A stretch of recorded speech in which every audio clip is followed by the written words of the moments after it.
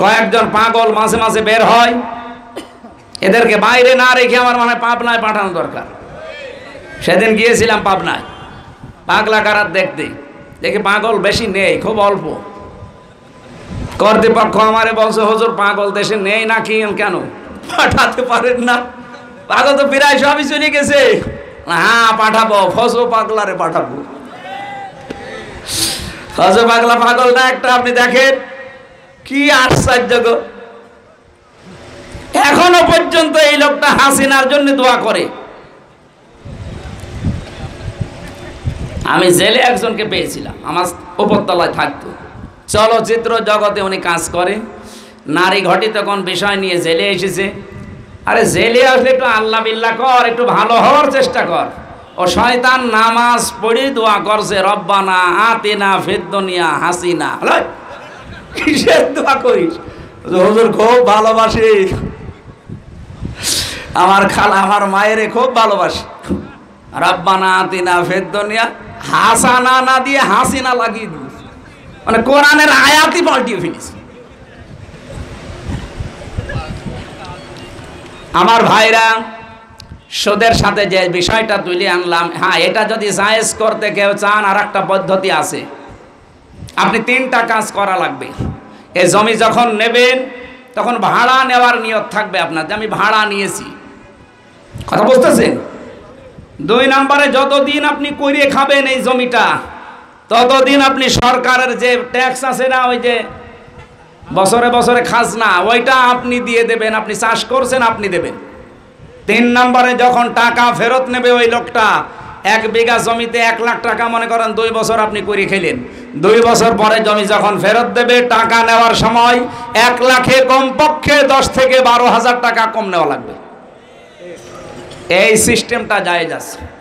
আগেরটা যেটা বললাম ওটা জায়েজ নেই। আর একটা পদ্ধতি আছে, ওটা বাংলায় আমি জানি না কি বলে, আমি কোরআন হাদিস থেকে পড়েছি, খাই খালাসি বলে মনে হয়, খেয়ে দেয়ে শোধ, লিজ বলে। ওই তো ঠিক আছে, আপনারা যেটা বললে বোঝেন ওইটা বোঝেন, আপনার হুজুর আরো ভালো করে বোঝাবে। সুতরাং সুদের সাথে যারা জড়িত আছে, আল্লাহর রাস্তায় এটা ছেড়ে দেয়। এর চাইতে আল্লাহর রাগের অবস্থা আর নেই। ফাইল্লাম তাফালু ফাযানু বিহারবিম মিনাল্লাহি ওয়া রাসূলিহি। যারা সুদের সাথে জড়িত, এই ঘোষণা শোনার পরেও যদি কেউ সুদ ছেড়ে না দেয়, ও যেন আমি আল্লাহ এবং আমার রাসূলের সাথে যুদ্ধ করার জন্য প্রস্তুতি নাই। বলেন নাউযুবিল্লাহি মিন যালিক। আল্লাহ আমাদেরকে তুমি বাঁচাও, আর এমন একটা রাষ্ট্র ব্যবস্থা আমাদের হাতে সামনে তুলে দাও, আমরা যেন সুদকে এই দেশে কবর দিতে পারি। বলেন আমিন। এটা বন্ধ করা সম্ভব। অনেকে বলে না এ সম্ভব না। সম্ভব না মানে? সৌদি আরব চলছে না, আফগানিস্তান চলছে না, সেখানে ব্যাংকিং ব্যবস্থা নেই। আপনি শুধু ইসলামের হাতে তুলে দেন, দেখেন আপনাকে সুদ খাওয়াবে, জনমের মতো খাওয়াবে আপনাকে। মায়ের সাথে জেনা করে এসে আপনি আল্লাহু আকবার বলে নামাজ পড়েন,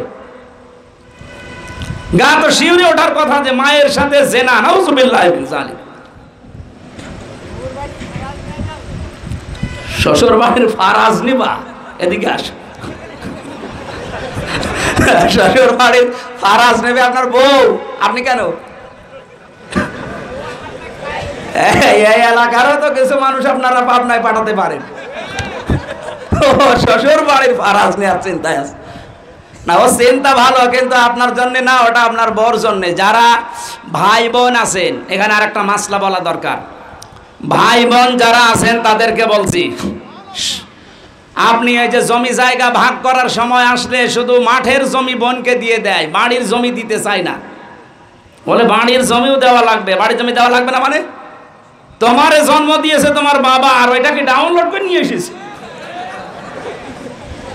তো ওইটা বাবার জন্ম না? এক কথা বলছেন তো, ওইটা যদি বাবা জন্ম দেয়, আপনি বাড়ির জমি দেবেন না কেন? সমান সমান ভাগ করা লাগবে।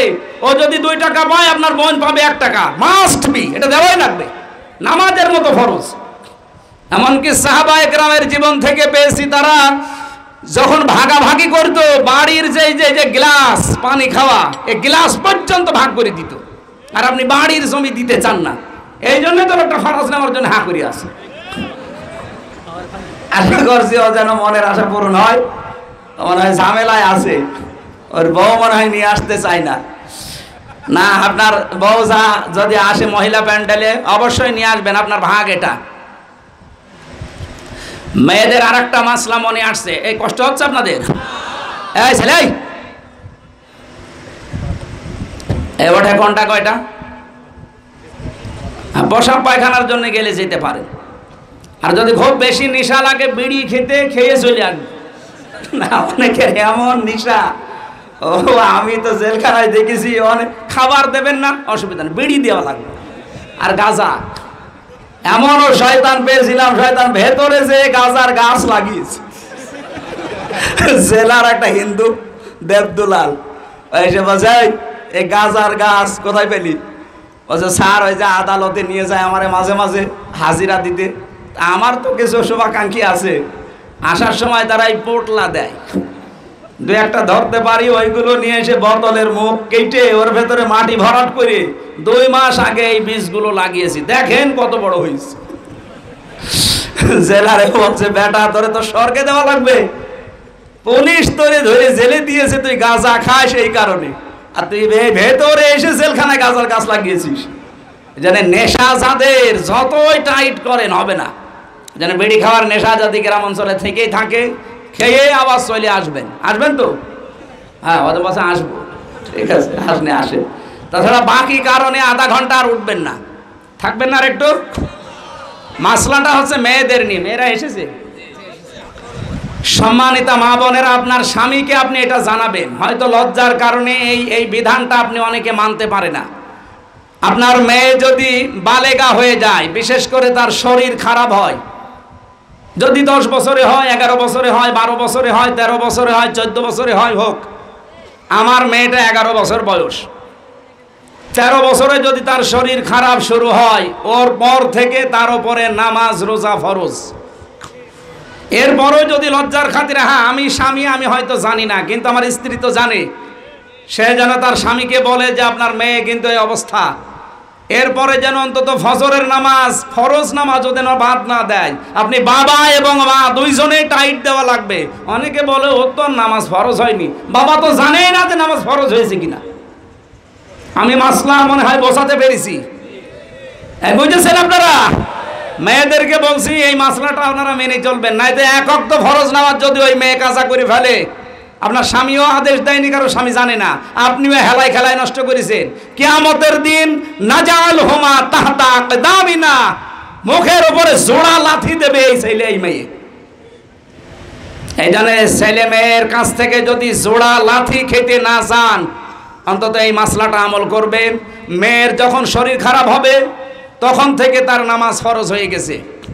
আল্লাহ আমাদের মেনে চলার তৌফিক দিন। রাসূলের উপরে দরুদ আর সালাম পড়ে আমরা একটা আয়াত পড়েছিলাম সূরা কসস থেকে। কসস শব্দের অর্থ কাহিনী। আল্লাহ নিজে কাহিনী বর্ণনা করছেন, অবশ্যই এর ভেতরে কোনো হাকিকত আছে। হাকিকত নেই? নাহনু নাকুসসু আলাইকা আহসানাল কসস, রব্বুল আলামিন বলেন আমি তোমাদেরকে একটা উত্তম কাহিনী শোনাতে চাই। আর আমরা এখন যে কাহিনী শুনবো, এটা ওই ইউসুফ নবীর কাহিনী না, এটা মুসা নবীর কাহিনী। হাজার হাজার বছর আগে এই ঘটনা ঘটেছিল। রব্বুল আলামিন এখন আমাদেরকে কেন শোনাতে চাই, এর ভেতরে হিকমত কি? আমি বাংলাদেশের সাথে আয়াতটা মিলিয়ে দেখলাম, বিশেষ করে এই 2025-এর সাথে 100 ভাগ মিলে যাচ্ছে। যদি 100 ভাগও না মেলে, গত কালকের যে দৃশ্য বাংলাদেশ দেখিয়েছে, অলরেডি 98 ভাগ মিলে গেছে, বাকি 2 ভাগ মিলবে ইনশাআল্লাহ। আল্লাহ আরম্ভ করছেন তাসিম মিম, হরফে মুকাত্তাআত, বিচ্ছিন্ন হরফ। এগুলোর অর্থ পৃথিবীতে কেউ জানে না। কোন কোন মুফাসসির একটু টাচ দিয়েছেন, ওইটাও সঠিক না। আমরা একবারে বলবো আল্লাহু আ'লামু বিমুরাদিহি, এর আসল অর্থ জানে কে? এবার আরম্ভ হচ্ছে পরের আয়াত দিয়ে, তিলকা আয়াতুল কিতাবিল মুবিন। এই আয়াত সমূহ, আয়াত বহুবচন, এই আয়াতগুলো এমন কিতাবের, এটা কোনো গোপন কিতাব না, স্পষ্ট কিতাবের আয়াত। আজ বাংলাদেশে বহু জায়গায় ভণ্ডের এখনো পর্যন্ত তাদের মতিগতি চলছে, তাদের এই কাজ কারবার দেখে এই রাজবাড়ির নোরা পাগলার কবরটা কিন্তু আগুন লাগিয়েছে। এমন এমন কথা এই লোকটা বলে গেছে, বলে মুহাম্মদের উপরে যে কোরআন নাযিল হয়েছে তার চাইতে আমার কাছে অন্য ওহী আসা আরম্ভ হয়েছে। বলেন নাউজুবিল্লাহ। রব্বুল আলামিন বলেন, আমি এমন কিতাব রাসূলের উপরে দিয়েছি, কিতাবের আগে আলিফ লাম দিয়ে এটা নির্দিষ্ট করে দিলেন। শুধুমাত্র এটা নির্দিষ্ট করায় না, মুবিন দিয়েছেন। মুবিন কোন কিতাবকে বলা হয়? আলহামদুলিল্লাহিল্লাযী আনসালা আলা আবদিহিল কিতাবা ওয়া লাম ইয়াজআল লাহু ইওয়াজা। আল্লাহ পাক বলেন, প্রশংসা আমার এই কারণে, কারণ আমি আমার বান্দার উপরে কিতাব দিয়েছি, এমন কিতাব যে কিতাবের ভেতরে কোনো জড়তা নেই, বক্ষতা নেই, কোনো গোপন কথা নেই। আজ 100টার 98টা দরবার থেকে মারেফতের কথা আসে, এগুলো আসলে মারেফত না, এগুলো মায়ের পথ। মানুষ মারার পথ বানিয়েছে তারা, মানুষের ঈমান নষ্ট করার, মানুষকে কাফের বানানোর পথ এইটা। আপনারা যদি ওই রকম কোন ধাঁচের মানুষ থাকেন রাগ করবেন না। কোরআনে কোনো গোপন কথা আল্লাহ দেয়নি, যা দিয়েছে সব স্পষ্ট কথা। ওই যে 29টা যে হরফ আছে ওইগুলো বাদ দিয়ে কোরআনে কোনো গোপন কথা নেই। কোরআনে যত কথা আছে আল্লাহ সব ওপেন করে দিয়েছেন। এই জন্য আমরা দেখেছি কোরআনের কাছে যারা আজ পর্যন্ত এসেছে এই নাজিল হওয়ার পর থেকে, আপনি দেখবেন এই 1500 বছর হয়ে গেল, কোন মানুষ কোরআনের কাছে যারা আসে তারা আর গোপন থাকতে চায় না, তারা ওপেন হতে চায়। আপনি হযরত ওমরের দিকে তাকান, উনি যখন কোরআন পড়েছেন, ইন্নানি আনাল্লাহু লা ইলাহা ইল্লা আনা ফা'বুদনি ওয়া আকিমিস সালাতা লিযিকরি। যেহেতু আরবি ভাষা তার নিজের ভাষা, উনি পড়লেই বুঝতেন কি পড়ছে। বোঝার পরেই তিনি ঘোষণা দিয়েছিলেন, হে রাসূল, কোরআন সত্য না মিথ্যা? নবীজি বললেন সত্য কিতাব। উনি বললেন সত্য জিনিস আর গোপনে আমি রাখতে চাই না, আপনি একটু অনুমতি দেন, আমি এই সত্য কিতাবের পক্ষে একটু মিছিল দিয়ে আসি কাবার চত্বরে। মাত্র 40 জন মুসলমান হয়েছিল ওই পর্যন্ত। তিনি ওই 40 জনকে নিয়ে একটা মিছিল দিলেন কাবার চত্বরে। লিল্লাহি তাকবীর। কাফের মুশরিক যারা ওই জামানায় ছিল, ঘর থেকে মুখ বের করে দেখে এত বড় বুকের পাঠাকার কাবার চত্বরে আল্লাহর তাকবীর দেয়।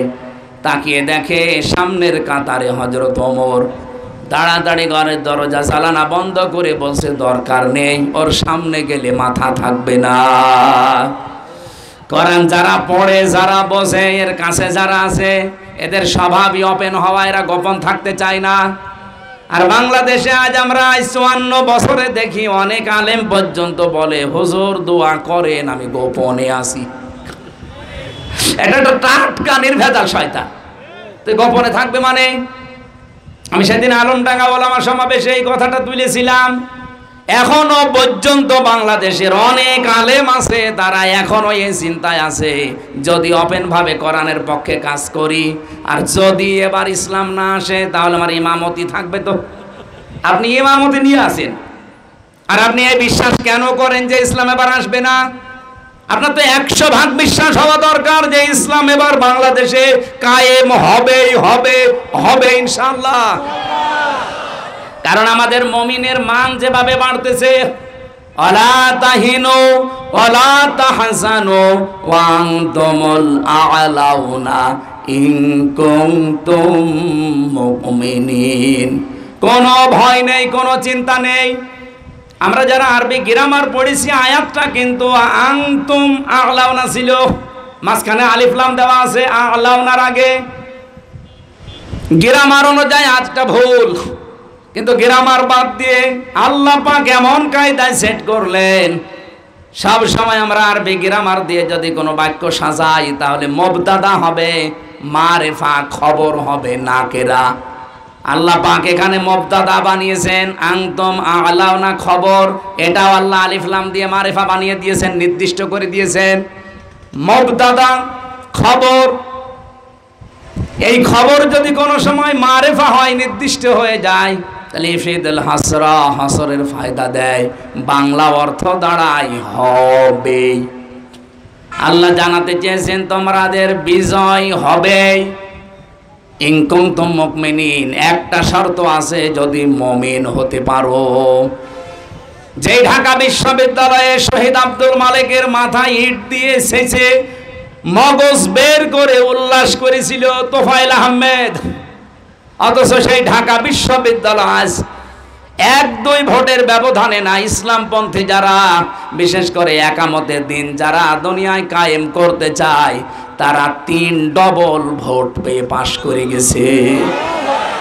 ভোটের আগের দিনও বলছিল যে ওদের জরিপ, যেটা আমি এক সাংবাদিকের জরিপ দেখলাম, উনি বলছিল ভোটের আগের দিনও যে ঢাকা বিশ্ববিদ্যালয় ইসলামপন্থী যা আছে সবাই যদি এক হয়, সর্বোচ্চ ভোট তারা পেতে পারে 3000, অথচ ভোট পেয়েছে প্রায় 14,500 একজনেই। এগুলোকে ফেরেশতারা দিয়ে গেল। আল্লাহ পাক অবশ্যই তার সাহায্য পাঠিয়েছেন, কথা বলে না কেন? তাছাড়া এই বিশাল বিজয়, নিরঙ্কুশ বিজয়, এটা আসা সম্ভব ছিল না। আর আমার বামরা এখন পাগল হয়ে গেছে। আপনি আজকে একটা লাইভ দেখলাম, হারপিক মজুমদার, ওনার নাম কি আমি জানি না, নিশাত মজুমদার নাকি নাম, নিজুম, ওনার নাম মানুষ বলে যে হারপিক মজুমদার। এ লোকটা কান্না কান্না কণ্ঠে পাগল হয়ে গেছে যে হইল কি।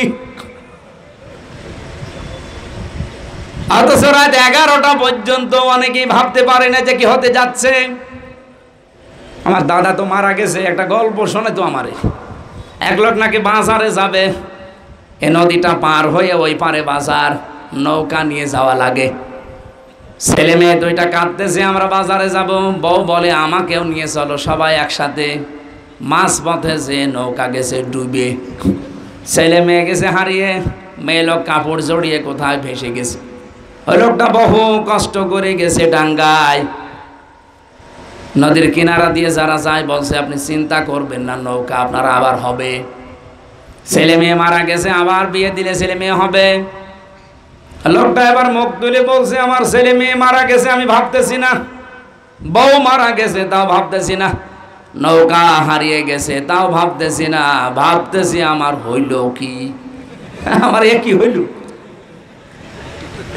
আমার তো মনে হচ্ছে ডাকসুর নির্বাচনের পরে অনেকের মাথায় অলরেডি বাস পড়ে গেছে যে হইল কি। যারা এতদিন পর্যন্ত আশায় বুক বেঁধেছিল যে 240টা সিট আমরা এমনি পাবো, যেখানে 14,500 আর 5,000, তারা কালকে থেকে চিন্তায় নেমেছে। ওই মাসির মতো যে আমার হইল কি। দাদা তো বেশি নেই, গল্পগুলো আমার মনে হয় বাস্তবের সাথে করে মিলিয়ে যায়। আল্লাহ পাক বলেন কেন এই কিতাব থেকে তোমাদেরকে শোনাচ্ছি জানো? আপনি দেখেন তো বাংলাদেশের সাথে এবার মেলে কিনা। আমার তো তাফসীর পড়ার পরে দেখি একেবারে খাপের খাপ মিলে যায়। নাতলু আলাইকা মিন নাবাই মূসা ওয়া ফিরআউনা বিল হক। নাতলু আমরা তেলাওয়াত করছি আপনার কাছে, মিন নাবাই মূসা ওয়া ফিরআউন, মূসা আর ফিরআউনের কাহিনী, বিল হাক্কি যথাযথভাবে সত্য সহকারে, লিকাউমি ইউমিনুন যারা বিশ্বাসী, যারা ঈমানদার, তাদের এই ঘটনা শুনলে কিছু না কিছু উপকার হবে। কি হবে একটু দেখেন। ইন্না ফিরআউনা আলা ফিল আরদি, অবশ্যই ফেরাউন অবাধ্য ছিল জমিনে। ফেরাউন কি ছিল?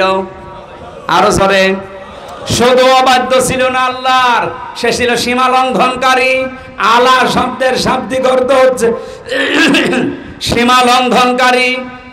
বর্ডার ক্রস করে চলে যায় এমন মানুষকে আলা বলে। আল্লাহ পাক বলেন কি করেছিল এই ফেরাউন জানো দুনিয়ার মানুষেরা? ওয়াজাআলা আহলাহা শিয়া, ওই দেশের মানুষকে সে দলে দলে বিভক্ত করে রেখেছিল। আপনি ভাবেন এই 54 বছরে অনেকে ইসলামের ভেতরে বিভিন্ন রকমের ডিভাইড করে ভাগ ভাগ করে রেখেছে। এই কথা বলে না কেন? শুধু টুপিওয়ালাদের ভেতরে 42টা দল, জেনারেলের ভেতরে সব মিলে আমি পেয়েছি 73টা। আপনি হিসাব করে দেখেন, আজ মানুষকে দলে বেদলে বিভক্ত করে রেখে দেওয়া, এটা ফেরাউনের কালচার। এই দেশে অনেকে 54 বছর এটা হাতে নিয়েছিল, বলে তোর গোল টুপি, তোর লম্বা টুপি, ওর আকীদা ভালো, ওর আকীদা খারাপ, বিভিন্ন রকমের জিনিস দিয়ে আমাদের ভাগ ভাগ করে রেখেছিল। আল্লাহর ইশারা, আমিরে জামাত ডাক্তার শফিকুর রহমান হাফিজাহুল্লাহ, আল্লাহ তার গোলামের হায়াত বাড়িয়ে দেন, সুস্থ করেন।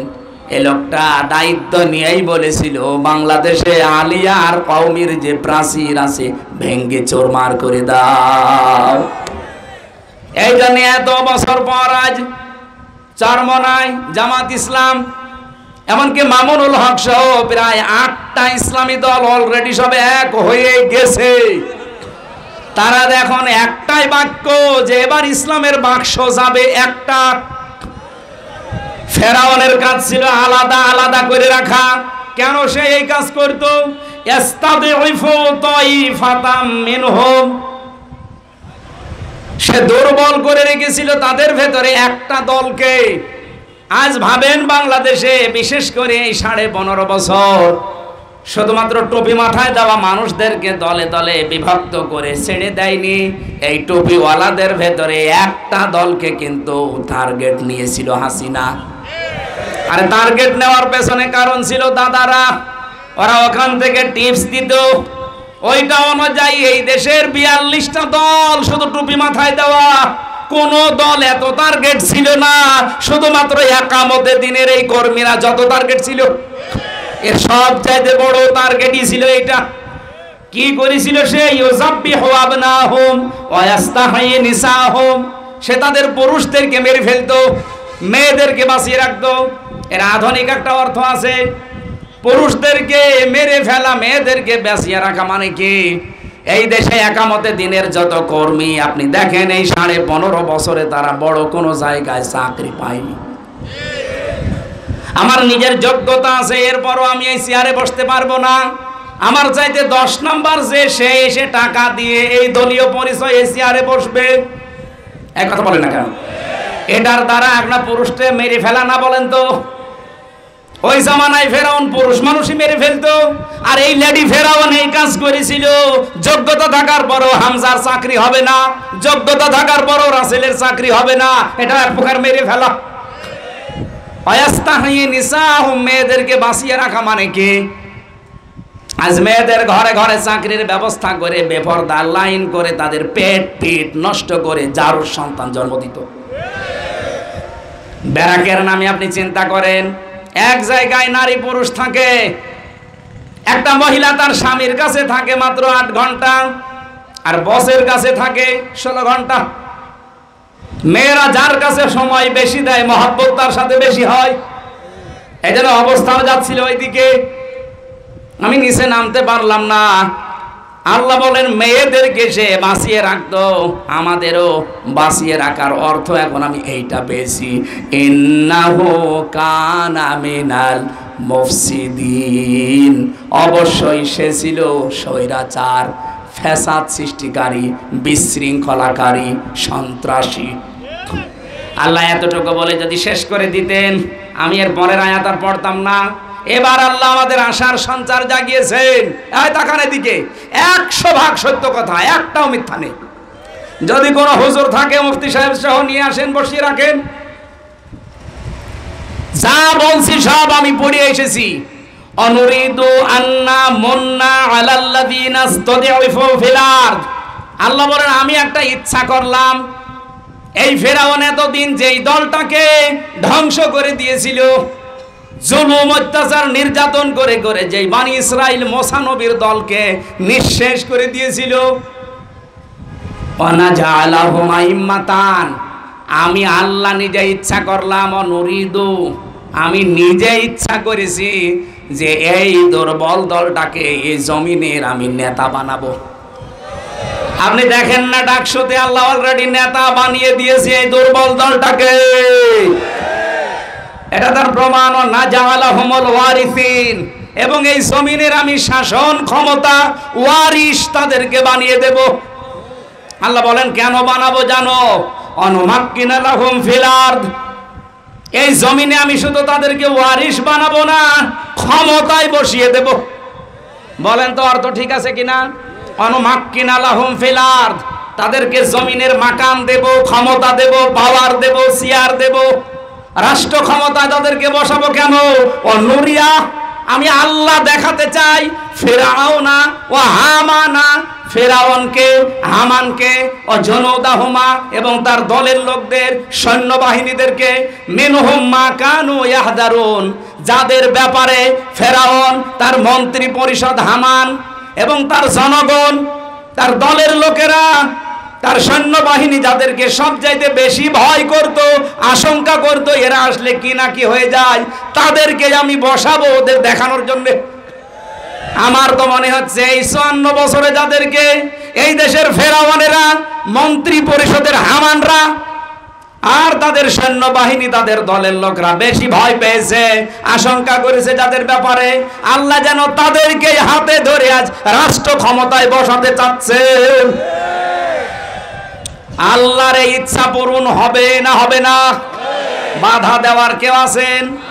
কারা কারা বাধা দিতে চান হাত তোলেন। ইন্না রাব্বাকা ফাআলুল লিমা ইউরিদ, আপনার রব যদি একবার কোনো কিছু ইচ্ছা করে ফেলে, তামাম দুনিয়া একদিকে হলেও বাধা দেওয়া সম্ভব না। সুতরাং আল্লাহ যখন ইচ্ছা করেছে, আর আয়াতগুলোর সাথে যখন আমরা দেখতে পাচ্ছি মিলে যাচ্ছে, কোনো ভয় করবেন না। আরে ভাই, কোন ছেলে যদি মাইক হাতে নিয়ে চিল্লায় যে আমার বাবার সম্পদ আমি পাই কি না পাই, মানুষ বলবে ওটা পাগল না মাথা খারাপ। তোর বাবার সম্পদ উত্তরাধিকারী সূত্রে তুই পাবি না, এলাকার লোক পাবে। সময় একটা আল্লাহ তুলে দিয়েছে, ঝড় উঠেছে, এরপরেও যদি আপনার মনের ভেতরে আশঙ্কা হয় যে যদি না যায় মানে ইসলাম আসবে না 92% মানুষের দেশে, মুসলমানের দেশে কি আসবে? যে ঝড় উঠেছে আমরা বিশ্বাস করি এবার ইসলামই আসবে ইনশাআল্লাহ। এটা দেখে মরতে চান না? কারা কারা এই দৃশ্য দেখতে চান? লিল্লাহি তাকবীর। আল কাজ্জিস মান দানা নাফসাহু ওয়া আমিলা লিমা বাদাল মাউতি, বুদ্ধিমান ওই লোকটা যে লোকটা আখিরাতের জন্য কাজ করে, আল্লাহর উপরে ভরসা করে। এরপরে ওই লোকটা আহাম্মক, পাগল, নির্বুদ্ধিতার পরিচয় দেয় যে আখেরাতের কোনো কাজ কারবার নেই, অ্যাক্টিভিটিস নেই, কোনো শ্রম নেই আখেরাতের জন্য, আন্দাজে ভরসা করে আছে যে আল্লাহ আমারে মাফ করে দেবে। না, এই পাগলামি করা যাবে না। যে যেখানে আছেন ওই জায়গা থেকে চেষ্টা চালান আপনার আখেরাতের পুঁজি তৈরি করার, বাকি সফলতা দেওয়ার মালিক আমার আল্লাহ। যে আয়াত থেকে কথা বলেছি, আয়াতগুলো আমার মনে হচ্ছে খুব বাস্তব। আল্লাহ যেন আমাদের সামনে এর পরিবেশ একটু তৈরি করে দেখিয়ে দেন। আল্লাহুম্মা আমিন। লা ইলাহা ইল্লা আনতা সুবহানাক ইন্নী কুনতু মিনাজ জালিমিন। রব্বানা যালামনা আনফুসানা ওয়া ইল্লাম তাগফির লানা ওয়া তারহামনা লানাকুনান্না মিনাল খাসিরিন। মাথা নিচু করেন, মাথা নিচু করেন, চোখ বন্ধ করেন। রব্বানা আতিনা ফিদ দুনিয়া হাসানা অফিল আখিরাতি হাসানা ওয়াকিনা আযাবান নার। রব্বুল আলামিন, চুয়াডাঙ্গা জেলার আলমডাঙ্গা, জগন্নাথপুর, শ্রীরামপুর স্কুলের দিকে তাকাও। হাজার হাজার বান্দা বান্দি আমরা কোরআনের কথাগুলো মন দিয়ে শুনেছি। আল্লাহ তাআলা, তুমি তো আমার মনের খবর জানো। আমি মন থেকে ইখলাসের সাথে কথাগুলো বলার চেষ্টা করেছি। কোরআন থেকে যা বুঝেছি এগুলো আমি ডেলিভারি দিয়েছি। এই কথাগুলো আমাদের বাস্তব জীবনে আমল করার তৌফিক দাও। 2 দিন ব্যাপী বিশাল আয়োজনে যদি খুশি হয়ে থাকো, যারা এর সাথে সম্পৃক্ত, কোরআন প্রচার যেভাবে করা লাগে আমি চেষ্টা করেছি হক কথাগুলো বলার। আমি একটা কথাও গোপন করি নাই, যা পড়েছি ঠিক ওইভাবেই বলেছি। আল্লাহ যারা এই আয়োজনে সম্পৃক্ত, আমার হাসিবুল মেম্বার ভাই সহ যত যুবকেরা, যত মুরব্বী মানুষ এই কমিটিতে আছে, এলাকাবাসী যারা আছে, তাদের উপরে তোমার রহমত নাজিল করো আল্লাহ রাব্বুল আলামিন। 3টা বছর জালেমের